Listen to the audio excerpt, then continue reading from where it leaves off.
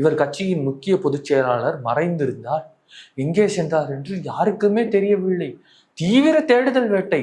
போலீசாரால் ஒரு துப்பு கூட கிடைக்கவில்லை. அந்த அளவுக்கு ஒளிந்திருந்தார் பாவம். செட்டிநாட்டு வீட்டில் சுட சுட பலகாரம் தின்றதை நான் பார்த்தேன். ஆனால் அதை என்னால் வெளியில் சொல்ல முடியாது. அப்படிப்பட்ட தகவல்கள் எல்லாம் வெளியே வர தொடங்கிவிட்டன. அப்படி அவர் தலைமறைவாக இருந்தார்.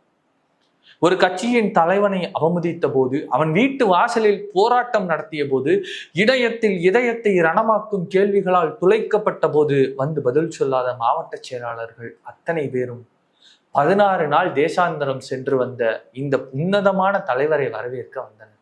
ஆகாக எத்தனை மாலைகள், எத்தனை மரியாதைகள், எத்தனை மயில் சால்வைகள், கேக்கு வேறு வெட்ட ஏற்பாடு செய்தாயிருக்கிறது. ஆயுத பூஜை கொண்டாடிய பொறி வேறு மிச்சம் இருக்கிறது. அத்தனையும் கொண்டாடி புகைப்படம் எடுக்கின்றனர், ஆற தழுவுகின்றனர். 16 நாள் கழித்து